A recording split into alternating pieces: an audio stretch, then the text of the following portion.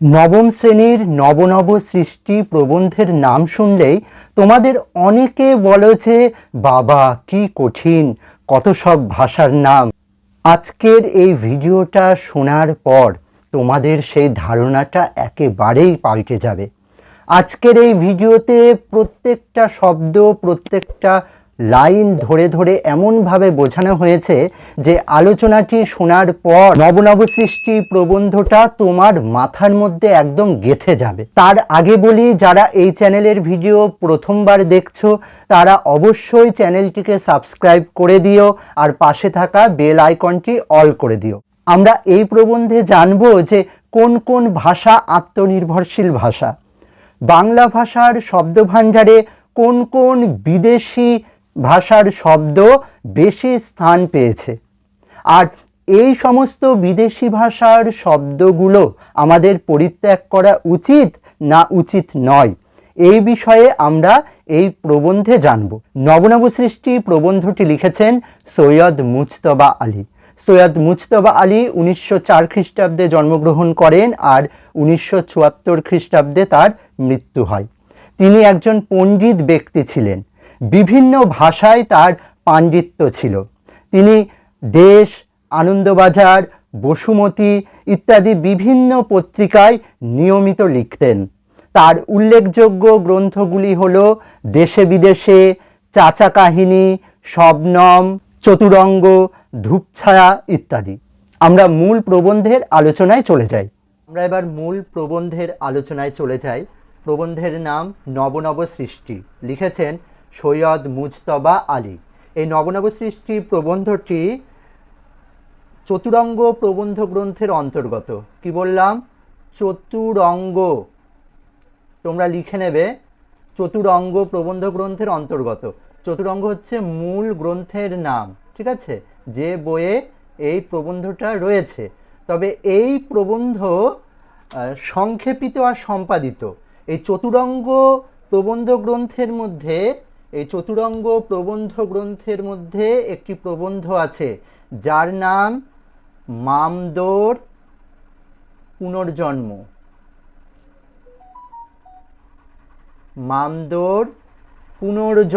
এই মামদোর পুনর্জন্ম প্রবন্ধ থেকে দেখো সম্পাদিত, একদম প্রবন্ধের শেষে দেখো লেখা রয়েছে সংক্ষেপিত ও সম্পাদিত।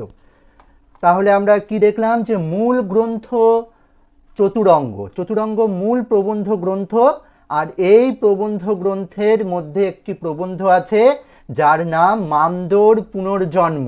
হ্যাঁ, সেই মূল প্রবন্ধের অন্তর্গত এই মূল প্রবন্ধ থেকে অনেকটা কাটছাট করে, সম্পাদিত করে সংক্ষিপ্ত আকারে আমাদের নবম শ্রেণীর পাঠ্য তালিকায় এই নবনব সৃষ্টি নাম দিয়ে দেওয়া হয়েছে, ঠিক আছে। দেখ, প্রথমেই রয়েছে যে সংস্কৃত ভাষা আত্মনির্ভরশীল। সংস্কৃত ভাষাকে কি বলা হচ্ছে? আত্মনির্ভরশীল ভাষা। অর্থাৎ সংস্কৃত ভাষা নিজে অন্য কোনো ভাষার উপরে নির্ভরশীল নয়। নিজেকে যদি কোনো সময় অন্য শব্দ সংস্কৃত ভাষার মধ্যে আনতে হয়, তাহলে সংস্কৃত ভাষা তার ভাষা ভাণ্ডারের মধ্য থেকেই, শব্দ ভাণ্ডারের মধ্য থেকেই সেই শব্দগুলো তৈরি করার চেষ্টা করে।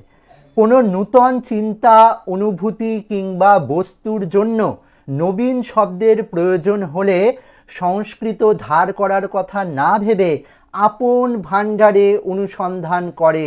দেখো, এখানে বলাই আছে যে আপন ভাণ্ডারে অনুসন্ধান করে।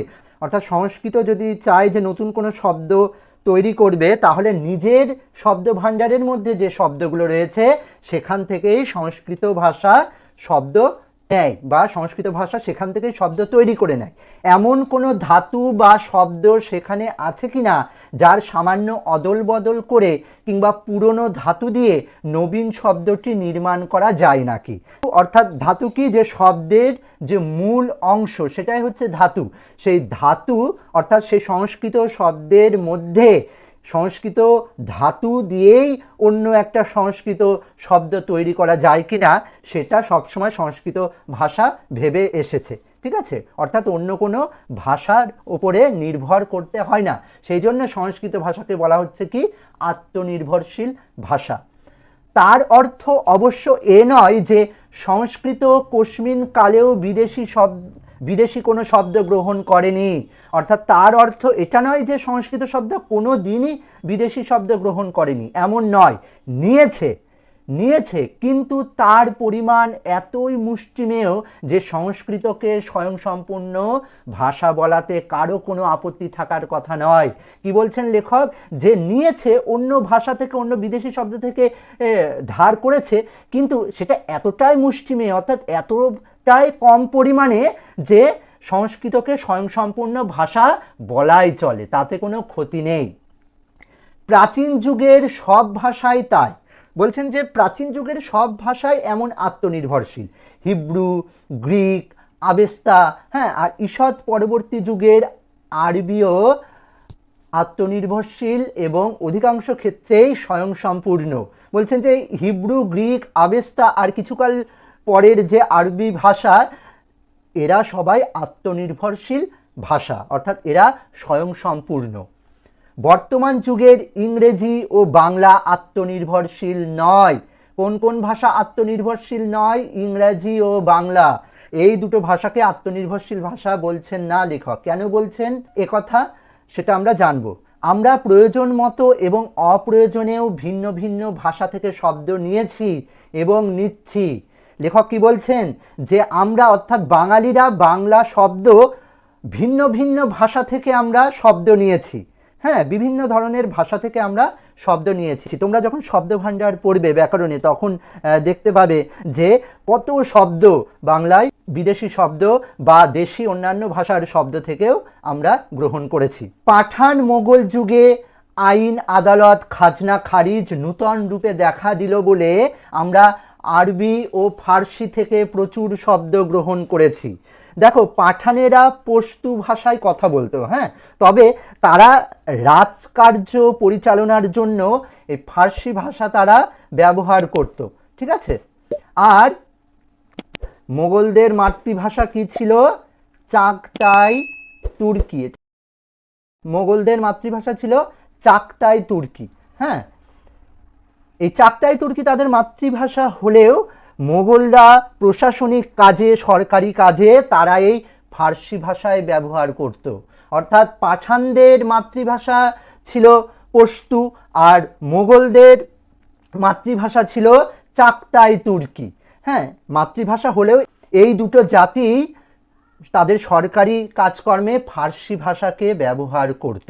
আর মোগল পাঠান যুগের আইন, আদালত, অর্থাৎ মোগল আর পাঠানরা যখন ভারতবর্ষে এলো, তখন ভারতে আইন, আদালত, খাজনা খারিজ, হ্যাঁ, এই সমস্ত কাজকর্মে ওই ফার্সি ভাষা ব্যবহার করতে শুরু করলো। তার ফলে আমাদের বাংলা ভাষাতেও ফার্সি শব্দের প্রয়োগ ঘটে গেল।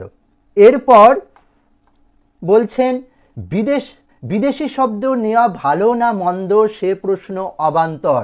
লেখক বলছেন যে বিদেশি শব্দ নেওয়া ভালো না মন্দ সে প্রশ্ন অবান্তর, অর্থাৎ সে প্রশ্ন করে কোনো লাভ নেই। নিয়েছি এবং এখনও সজ্ঞানে আপন খুশিতে নিচ্ছি, এবং শিক্ষার মাধ্যম রূপে ইংরেজিকে বর্জন করে বাংলা নেওয়ার পর যে আরও প্রচুর ইউরোপীয় শব্দ আমাদের ভাষায় ঢুকবে সে সম্বন্ধেও কারো কোনো সন্দেহ নেই। অর্থাৎ শিক্ষার মাধ্যম রূপে আমরা যদি ইংরেজিকে বর্জন করে বাংলা নিচ্ছি, হ্যাঁ, কিন্তু এটা নেওয়া হলেও প্রচুর ইউরোপীয় শব্দ কিন্তু আমাদের ভাষায় ঢুকবে, একথা লেখক স্মরণ করিয়ে দিচ্ছেন, যে সে সম্বন্ধে কিন্তু কারো কোনো সন্দেহ নেই। আলু, কপি আজ রান্নাঘর থেকে তাড়ানো মুশকিল। বিলিতি ওষুধ প্রায় সকলেই খান, ভবিষ্যতে আরও নূতন নূতন ওষুধ খাবেন বলেই মনে হয়। দেখো, আলু সাউথ আমেরিকা থেকে এর প্রচলন ইউরোপে হয়, তারপরে ইউরোপ থেকে ভারতবর্ষে আলুর প্রচলন দেখা দেয়। আর কপিও বিদেশি সবজি, কপি এসেছে ইউরোপ থেকে।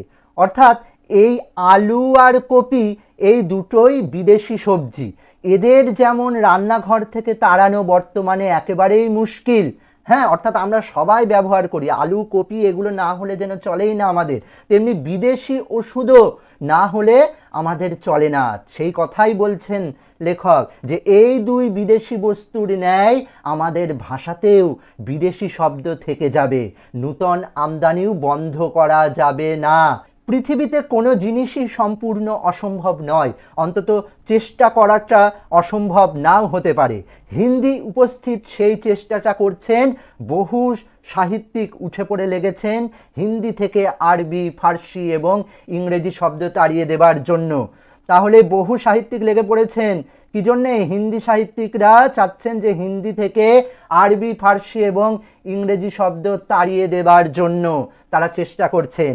চেষ্টাটার ফল আমি হয়তো দেখে যেতে পারবো না, আমার তরুণ পাঠকেরা নিশ্চয়ই দেখে যাবেন। লেখক বলছেন যে আমি হয়তো এই চেষ্টাটার ফল দেখে যেতে পারবো না, কিন্তু আমার যারা তরুণ পাঠক যারা রয়েছেন, অল্প বয়সী যারা পাঠক রয়েছেন, যারা পাঠ করছেন, তারা হয়তো দেখে যেতে পারবেন।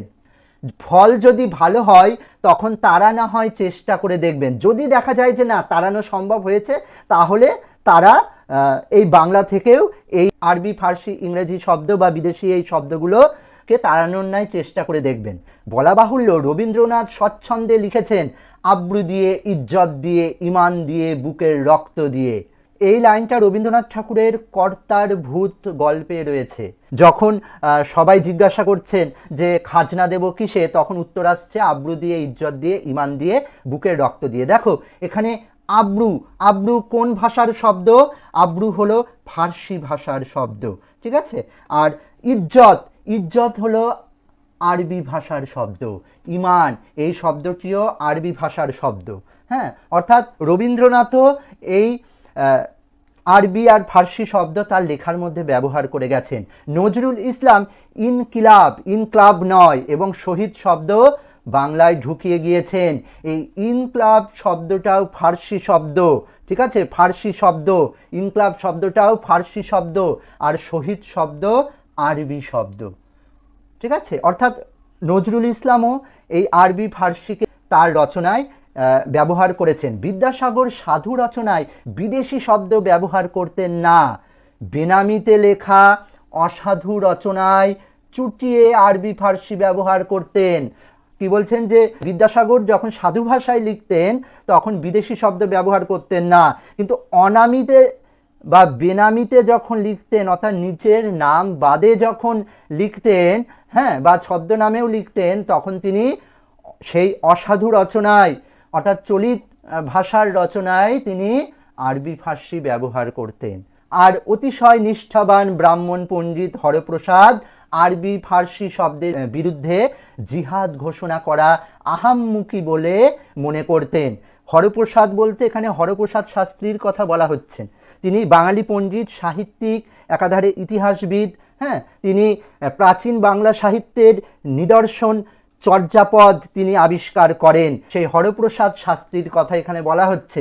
তিনি কি বলতেন যে এই যে আরবি ফার্সি শব্দের বিরুদ্ধে জিহাদ ঘোষণা, অর্থাৎ আরবি ফার্সিকে সরিয়ে দাও, তুলে দাও, হ্যাঁ, আরবি ফার্সি শব্দ ব্যবহার করো না, এই যে বারণ করা, হ্যাঁ, এখানে জিহাদ ঘোষণা করা মানে বারণ করা, সেটাকে আহাম্মুকি ভাবতেন। আহাম্মুকি মানে বোকার মতন ভাবতেন, যে এগুলোকে তাড়িয়ে দেওয়া একটা বোকামির কাজ হবে। হ্যাঁ, আরবি ফার্সি শব্দকে বাংলা ভাষা থেকে সরিয়ে দেওয়াটা একটা বোকামির কাজ হবে।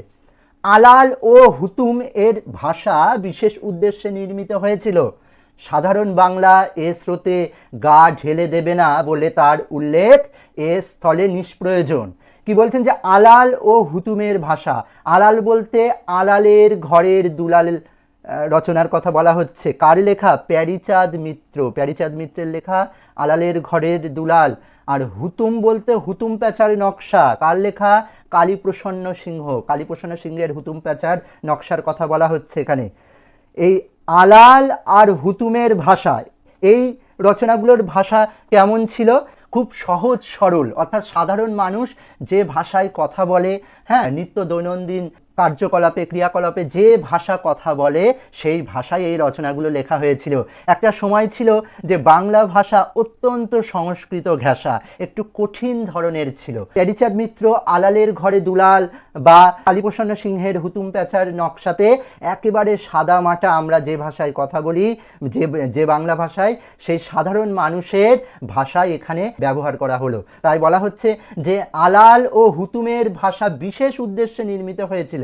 সাধারণ বাংলা এ স্রোতে গা ঢেলে দেবে না বলে তার উল্লেখ এ স্থলে নিষ্প্রয়োজন, এ স্থলে এর উল্লেখ করা কোনো প্রয়োজন নেই। এবং হিন্দির বঙ্কিম স্বয়ং প্রেমচন্দ্র হিন্দিতে বিস্তর আরবি ফার্সি ব্যবহার করেছেন। হিন্দির বঙ্কিম কাকে বলা হয়? প্রেমচন্দ্রকে হিন্দির বঙ্কিম বলা হয়। হিন্দি ও উর্দু সাহিত্যের একজন বিখ্যাত কথা সাহিত্যিক হলেন প্রেমচাঁদ, মুন্সী প্রেমচাঁদ, যার আসল নাম হলো ধনপত রায় শ্রীবাস্তব।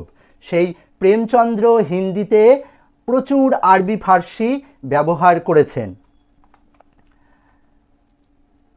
এ স্থলে আরেকটি কথা বলে রাখা ভালো, রচনার ভাষা তার বিষয়বস্তুর উপর নির্ভর করে। শঙ্কর দর্শনের আলোচনার ভাষা সংস্কৃত বহুল হবেই। শঙ্কর দর্শন কি? আদি শঙ্করাচার্যের প্রচারিত দর্শনকে বলা হয় শঙ্কর দর্শন।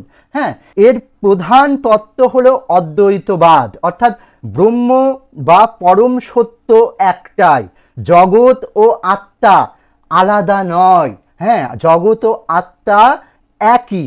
এই দর্শনের কথা বলেছেন আদি শঙ্করাচার্য। আদি শঙ্করাচার্যের গ্রন্থগুলি সংস্কৃত ভাষায় লেখা, তাই বলা হচ্ছে সংস্কৃত শব্দবহুল হবেই। পক্ষান্তরে মোগলাই রেস্তোরাঁর বর্ণনাতে ভাষা অনেকখানি হুতুম ঘেঁষা হয়ে যেতে বাধ্য। অর্থাৎ মোগলাই রেস্টুরেন্ট বা যে খাবারের দোকান, হ্যাঁ, সেখানকার যে ভাষা, সেই ভাষাগুলো হুতুম ঘেঁষা হয়ে যেতে বাধ্য। আমি একটু আগেই বললাম যে কালীপ্রসন্ন সিংহ তার হুতুম প্যাঁচার নকশার যে ভাষা ব্যবহার করেছেন, অর্থাৎ একেবারে সাদামাটা বাংলা ভাষা যেভাবে আমরা কথা বলি সেই ধরনের ভাষা তিনি ব্যবহার করেছেন। তাহলে এই ধরনের বাজারে যে খাবারের দোকান থেকে শুরু করে বিভিন্ন রেস্তোরাঁ রয়েছে, সেখানকার ভাষা তো সেই সাদামাটা হবেই, তাই তো, হুতুম ঘেঁষা হবেই। বসুমতীর সম্পাদকীয় রচনার ভাষা এক, তাতে আছে গাম্ভীর্য। বসুমতী হলো বাংলা একটি পত্রিকা, খুব নামকরা পত্রিকা। সেই বসুমতী পত্রিকার যে সম্পাদকীয় রচনার ভাষা, তাতে আছে গাম্ভীর্য, একটু গম্ভীর, হ্যাঁ, ভাষা। বাঁকা চোখের ভাষা ভিন্ন, তাতে থাকে চটুলতা, একটু বাঁকাভাবে কথা বলা। হ্যাঁ, তার মধ্যে কি থাকে? চটুলতা, অর্থাৎ একটু আকর্ষণীয় ভাব। হ্যাঁ, অর্থাৎ যে কথাগুলো শুনলে একটু বেশ মজা লাগে, বেশ একটু আকর্ষণ লাগে, হ্যাঁ, সেটাকেই বলা হচ্ছে চটুলতা। বাংলায় যেসব বিদেশি শব্দ ঢুকেছে তার ভিতরে আরবি, ফার্সি এবং ইংরেজি প্রধান। তোমরা যখন বাংলা শব্দভাণ্ডার পড়বে তখন দেখবে যে আরবি, ফার্সি আর ইংরেজি শব্দই বাংলা ভাষায় সব থেকে বেশি। সংস্কৃত শব্দ বিদেশি নয় এবং পর্তুগিজ, ফরাসি, স্প্যানিশ শব্দ এতই কম যে সেগুলো নিয়ে অত্যধিক দুশ্চিন্তা করার কোনো কারণ নেই। অর্থাৎ আরবি, ফার্সি আর ইংরাজি শব্দই বেশি রয়েছে শব্দভাণ্ডারে। তোমরা যখন শব্দভাণ্ডার পড়বে তখন দেখতে পাবে যে বাংলা ভাষায় আরবি, ফার্সি এবং ইংরাজি শব্দের পরিমাণই বেশি, কিন্তু পর্তুগিজ, ফরাসি, স্প্যানিশ এই তিনটে শব্দের পরিমাণ খুবই কম। হ্যাঁ, সেই জন্যে অত্যধিক দুশ্চিন্তা করার কোনো কারণ নেই। আর সংস্কৃত শব্দ তো দেশীয় শব্দ। বাংলা ভিন্ন অন্য যে কোনো ভাষার চর্চা আমরা করি না কেন, সে ভাষার শব্দ বাংলাতে ঢুকবেই। অর্থাৎ বাংলা ছাড়া আমরা অন্য যদি কোনো ভাষার চর্চা করি, তাহলে চর্চা করলেই সে ভাষার শব্দ বাংলাতে ঢুকবেই। সংস্কৃত চর্চা এদেশে ছিল বলে বিস্তর সংস্কৃত শব্দ বাংলায় ঢুকেছে। এখনো আছে বলে অল্প বিস্তর, যতদিন থাকবে ততদিন আরও ঢুকবে বলে আশা করতে পারি। স্কুল কলেজ থেকে যে আমরা সংস্কৃত চর্চা উঠিয়ে দিতে চাই না, তার অন্যতম প্রধান কারণ বাংলাতে এখনো আমাদের বহু সংস্কৃত শব্দের প্রয়োজন। সংস্কৃত চর্চা উঠিয়ে দিলে আমরা অন্যতম প্রধান খাদ্য থেকে বঞ্চিত হব। অর্থাৎ বাংলাতে এখনো আমাদের সংস্কৃত শব্দের প্রয়োজন আছে। সংস্কৃত চর্চা যদি আমরা উঠিয়ে দিই তাহলে আমরা অন্যতম প্রধান খাদ্য থেকে বঞ্চিত হব, অর্থাৎ আমাদের সংস্কৃত শব্দ এখন খুবই প্রয়োজন। ইংরেজির বেলাতেও তাই, বিশেষ করে দর্শন, নন্দনশাস্ত্র, পদার্থবিদ্যা, রসায়নবিদ্যা ইত্যাদি জ্ঞান এবং ততোধিক প্রয়োজনীয় বিজ্ঞানের শব্দ আমরা চাই।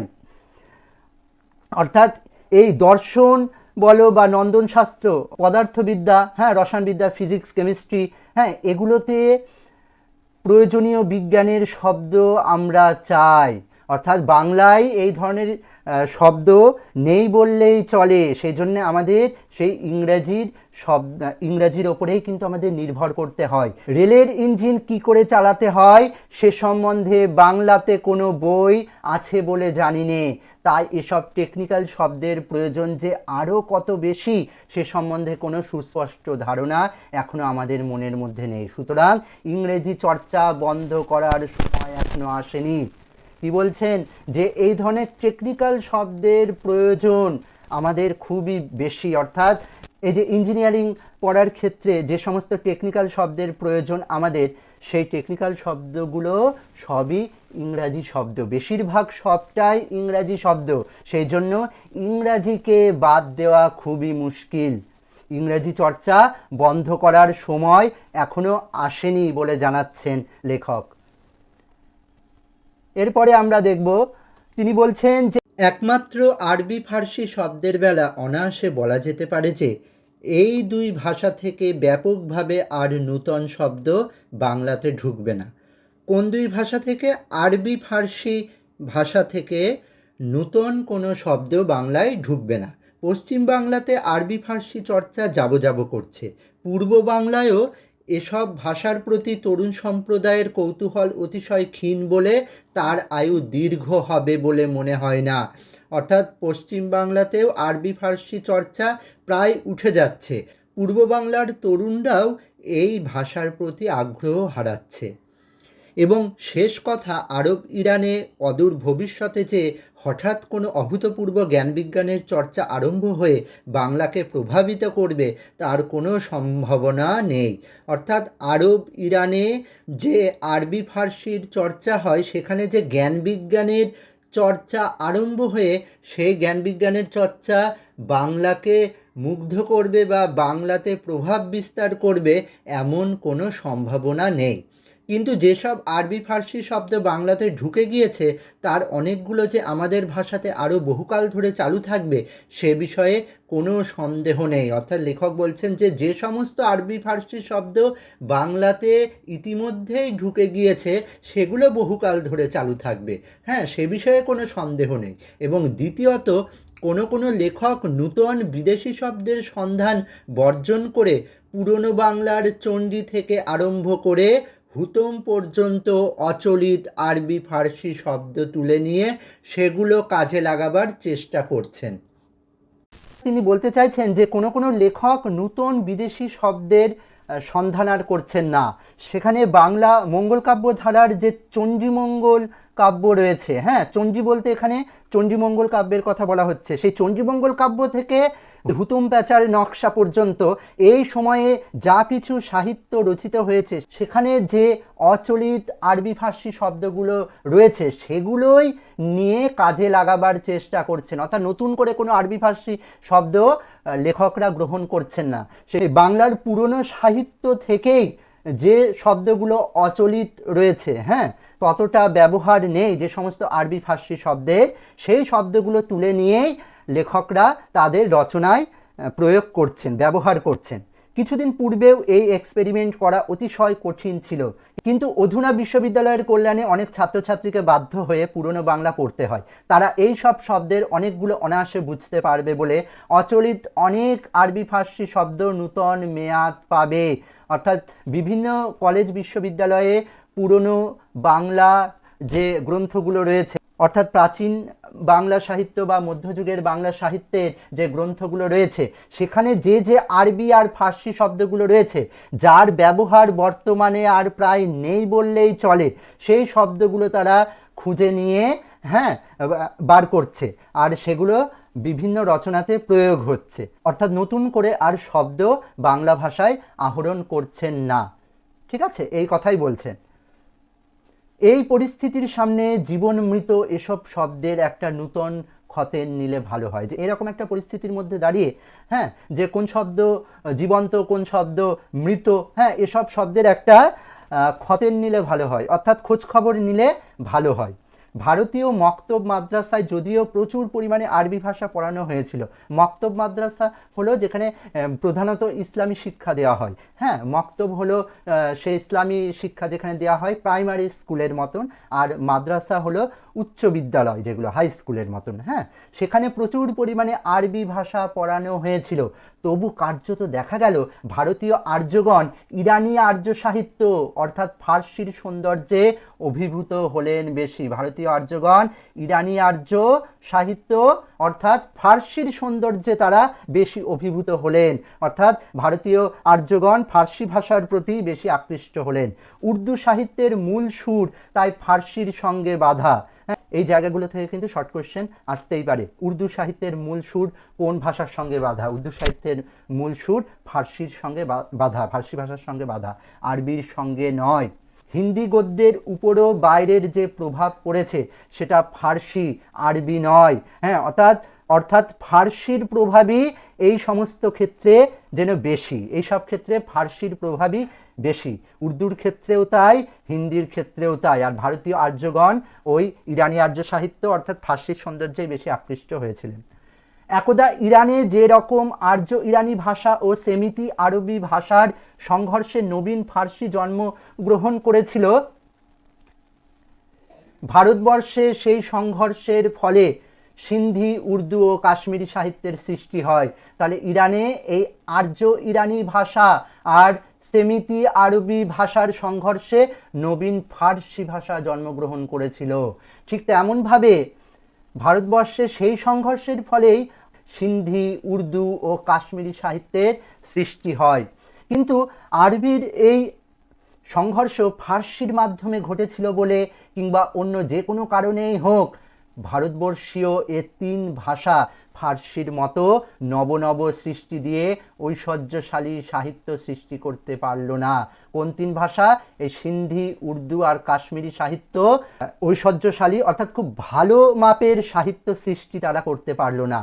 উর্দুতে কবি ইকবালি এ তত্ত্ব সম্যক হৃদয়ঙ্গম করেছিলেন ও নূতন সৃষ্টির চেষ্টা করে উর্দুকে ফার্সির অনুকরণ থেকে কিঞ্চিত নিষ্কৃতি দিতে সক্ষম হয়েছিলেন।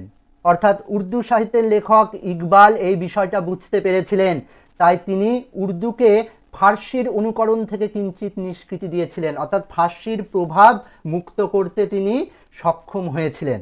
কিছুটা হলেও তিনি উর্দু ভাষার মধ্যে ফার্সির প্রভাব তিনি সরিয়ে দিতে সক্ষম হয়েছিলেন। বাঙালির সর্বশ্রেষ্ঠ সাহিত্য সৃষ্টি পদাবলী কীর্তনে, অর্থাৎ বৈষ্ণব পদাবলী, শাক্ত পদাবলী, হ্যাঁ, এই পদাবলী কীর্তনের কথা বলা হচ্ছে। এ সাহিত্যের প্রাণ এবং দেহ উভয়ই খাঁটি বাঙালি। এ সাহিত্যের প্রাণ ও দেহ উভয়ই খাঁটি বাঙালি। এ সাহিত্যে শুধু যে মহাভারতের শ্রীকৃষ্ণ বাংলায় খাঁটি কানুরূপ ধারণ করেছেন তাই নয়, শ্রীমতী শ্রীরাধাও যে একেবারে খাঁটি বাঙালি মেয়ে সে বিষয়ে কোনো সন্দেহ নেই। অর্থাৎ তোমরা যদি বৈষ্ণব পদাবলী পড়ো সেখানে দেখবে শ্রীকৃষ্ণ একেবারে বাঙালি ঘরের ছেলের মতোই সেখানে উপস্থিত হয়েছেন, আর শ্রীমতী শ্রীরাধাও সেখানে একেবারে খাঁটি বাঙালি ঘরের মেয়ের মতনই সেখানে হাজির হয়েছেন। ভাটিয়ালির নায়িকা, বাউলের ভক্ত, মুর্শিদিয়ার আশিক ও পদাবলী শ্রীরাধা একই চরিত্র একই রূপে প্রকাশ পেয়েছেন। ভাটিয়ালি হলো নদী, নৌকা, মাঝি এইসব নিয়ে গাওয়া লোকসঙ্গীত। পূর্ব বাংলার একটি প্রাচীন লোকসঙ্গীত এই ভাটিয়ালি গান। সাধারণত মাঝিরা নদীতে নৌকা চালানোর সময় তাদের জীবনের সুখ দুঃখের কথা গানের মাধ্যমে প্রকাশ করেন, সেটাই হলো ভাটিয়ালি গান। আর এই ভাটিয়ালি গানে যে নারীর কথা তারা মনে করেন, যে তাদের যে স্ত্রী বা তাদের যে প্রেমিকার কথা তারা মনে করে গান বাঁধেন, হ্যাঁ, তাকেই বলা হচ্ছে ভাটিয়ালির নায়িকা। বাউলের ভক্ত, অর্থাৎ বাউল তোমরা জানো অনেকেই যে বাউল হলো একটা বিশেষ ধরনের সাধক সম্প্রদায় যারা জাতি, ধর্ম, বর্ণের ঊর্ধ্বে উঠে যারা ঈশ্বরকে খুঁজতে চেয়েছেন। হ্যাঁ, সেই বাউলের যারা ভক্ত রয়েছেন। আবার মুর্শিদিয়ার আশিক, এই মুর্শিদিয়া হলো বাংলার প্রাচীন এক লোকসঙ্গীত। হ্যাঁ, মূলত মুসলমান সম্প্রদায়ের মধ্যেই বেশি প্রচলিত। মুর্শিদ হলো যিনি আধ্যাত্মিক পথপ্রদর্শক অর্থাৎ গুরু যিনি, আর আশিক হলেন সেই গুরুর যিনি শিষ্য অর্থাৎ যিনি মুর্শিদকে প্রাণ দিয়ে ভালোবাসেন, তিনিই হলেন মুর্শিদের আশিক। পদাবলীর শ্রীরাধা অর্থাৎ বৈষ্ণব পদাবলীর যিনি শ্রী রাধিকা তার কথাই বলা হচ্ছে। অর্থাৎ এই ভাটিয়ালির নায়িকা, বাউলের ভক্ত, মুর্শিদিয়ার আশিক ও পদাবলীর শ্রীরাধা একই চরিত্র একই রূপে প্রকাশ পেয়েছে, অর্থাৎ সেই একই রকমভাবে বাঙালি হয়েই প্রকাশ পেয়েছেন। হ্যাঁ, তারা একই রকম খাঁটি বাঙালি চরিত্র।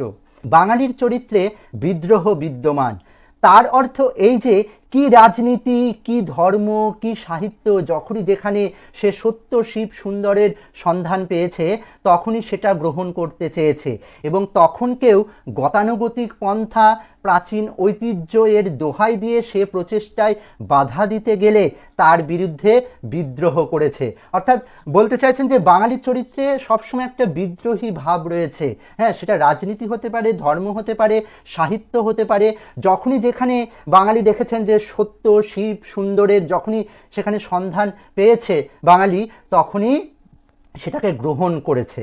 হ্যাঁ, কেউ যদি সেখানে গিয়ে বলে যে না এটা প্রাচীন ধারা, এটাকে গ্রহণ করতেই হবে, হ্যাঁ একে এই প্রাচীন ধারাকে ভাঙলে চলবে না, এই ধরনের দোহাই যদি কেউ দেয়, এই ধরনের কেউ যদি যুক্তি দেখায়, যুক্তি দেখিয়ে যদি সেই সত্যকে গ্রহণ করতে যদি বাধা সৃষ্টি করে বাঙালিকে, তাহলেও বাঙালি তাদের বিরুদ্ধে বিদ্রোহ ঘোষণা করেছে, তাদের বিরুদ্ধে বিদ্রোহ করেছে।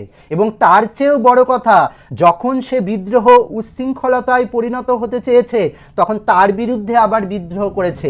অর্থাৎ যারা এই ধরনের বিদ্রোহ দেখিয়েছে সেই বিদ্রোহটা যদি মাত্রা ছাড়া হয়ে যায়, হ্যাঁ সেখানেও আবার একদল বাঙালি এসে সেই মাত্রা ছাড়া বিদ্রোহের বিপক্ষে দাঁড়িয়েও বিদ্রোহ করেছে। অর্থাৎ বাঙালি সব কিছুকেই সত্যকে গ্রহণ করেছে, সত্য শিব সুন্দরকে গ্রহণ করেছে, যেটা সঠিক তাকে গ্রহণ করেছে, কিন্তু সেখানে যারা বাধা দিয়েছে তাদের বিরুদ্ধেও আবার বিদ্রোহ ঘোষণা করেছে বাঙালি। আবার এই বিদ্রোহটা যখন আবার মাত্রাতিরিক্ত হয়ে গেছে, সেখানেও আবার তার বিরুদ্ধে দাঁড়িয়ে একদল বাঙালি বিদ্রোহ ঘোষণা করেছে। এ বিদ্রোহ বাঙালি হিন্দুর ভিতরই সীমাবদ্ধ নয়, বাঙালি মুসলমানও এ কর্মে পরম তৎপর। অর্থাৎ এই ধরনের সত্য শিব সুন্দরের যে গ্রহণ করা, অর্থাৎ যা কিছু সুন্দর, যা কিছু সত্য, হ্যাঁ সব কিছুকে গ্রহণ করা, এটা শুধু হিন্দুর ভিতরেই সীমাবদ্ধ নয়, বাঙালি হিন্দুর ভিতরেই এটা সীমাবদ্ধ নেই, বাঙালি মুসলমানও এ কাজে পরম তৎপর। বাঙালি মুসলমানদের মধ্যেও এই ধরনের কাজ দেখা যায়। ধর্ম বদলালেই জাতির চরিত্র বদলায় না, এই লাইনটা খুব ইম্পর্টেন্ট। ধর্ম বদলালেই জাতির চরিত্র বদলায় না, অর্থাৎ বাঙালি জাতির একটা নিজস্ব বৈশিষ্ট্য আছে। প্রত্যেকটা জাতির ক্ষেত্রেই এক এক ধরনের নিজস্বতা আছে, এক এক ধরনের বৈশিষ্ট্য আছে। তাই যদি ধর্ম বদলে যায় তাহলেই যে সেই জাতির বৈশিষ্ট্যগুলো বদলে যাবে এমন কোনো কথা নেই। তাই লেখক বলছেন যে ধর্ম বদলালেই জাতির চরিত্র বদলায় না। দেখো, এই প্রবন্ধটি সংক্ষেপিত ও সম্পাদিত। আমি প্রথমেই বলেছিলাম যে এই প্রবন্ধের মূল যে গ্রন্থ তার নাম চতুরঙ্গ। এই চতুরঙ্গ প্রবন্ধ গ্রন্থের মধ্যে একটি প্রবন্ধ রয়েছে যার নাম মামদোর পুনর্জন্ম। এই মামদোর পুনর্জন্ম প্রবন্ধ থেকে বিভিন্ন অংশ কাটছাট করে নেওয়া হয়েছে, সংক্ষিপ্ত আকারে আমাদের এই নবম শ্রেণীর পাঠ্য হিসেবে নবনব সৃষ্টি নাম দিয়ে এখানে গ্রহণ করা হয়েছে। ঠিক আছে, এই নবনব সৃষ্টি নাম সৈয়দ মুস্তফা আলী দেননি, এই নামটা দিয়েছেন যারা এই বইটা সম্পাদনা করেছেন সেই পশ্চিমবঙ্গ মধ্যশিক্ষা পর্ষদ। তোমরা এই প্রবন্ধটা বাড়িতে বারবার পড়বে, আর এই প্রবন্ধের যেখান থেকেই প্রশ্ন আসুক না কেন দেখবে তোমরা সঠিকভাবে খুব সুন্দরভাবে লিখে আসতে পারছো। যারা এখনও এই চ্যানেলটিকে সাবস্ক্রাইব করনি তারা চ্যানেলটিকে সাবস্ক্রাইব করে দিয়ে পাশে থাকা বেল আইকনটি অল করে দিও।